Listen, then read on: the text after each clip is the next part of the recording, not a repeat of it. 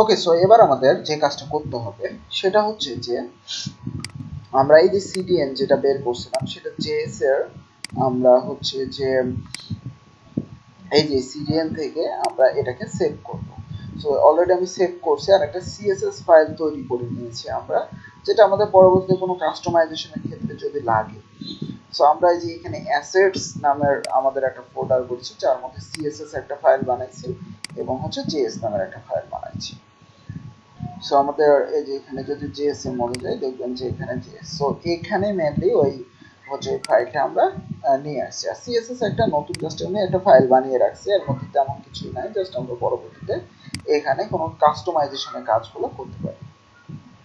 ওকে, so এবার আমরা যেটা করব সেটা হচ্ছে যে আমরা এটাকে ওপি স্ট্রাকচারে নিয়ে আসবো, ওপি স্ট্রাকচারে নিয়ে আসবো।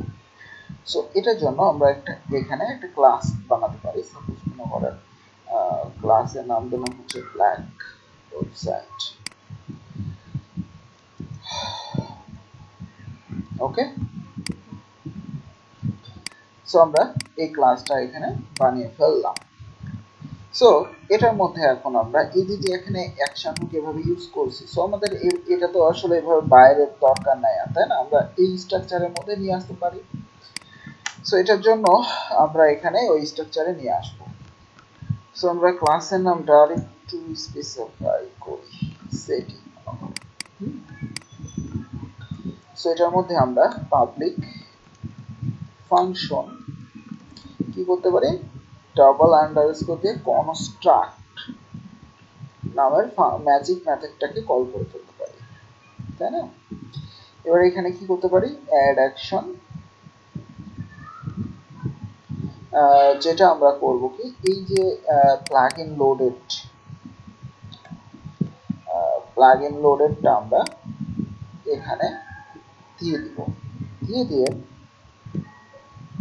আমরা এখানে বলবো একটা অ্যারে, দেন একটা ফাংশনের নামটা বলবো, তাই না? সো ফাংশনের নামটা কিভাবে বলবো, আমরা এখানে বলবো $this, দেন সেকেন্ডলি ফাংশনের নামটা। সো এখানে আমরা বলে দিতে পারি যে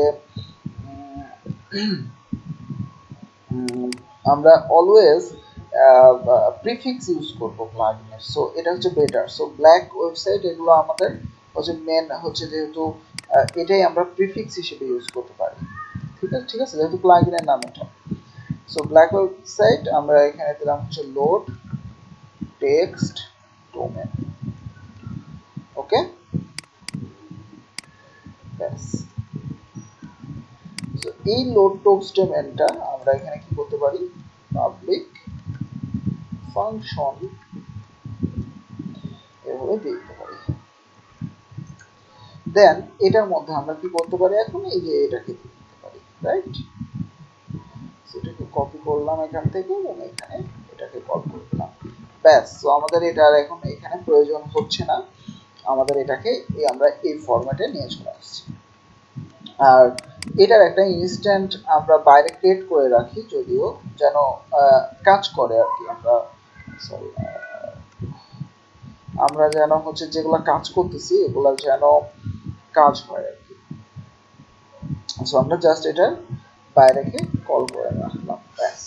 এখন আমাদের যে জিনিসগুলো করব আমরা আস্তে আস্তে, সেটা হচ্ছে যে এখানে আমরা বিভিন্ন রকমের হুক ইউজ করব এবং ব্যাকএন্ডে আমরা অপশনগুলো বানাবো, ঠিক আছে?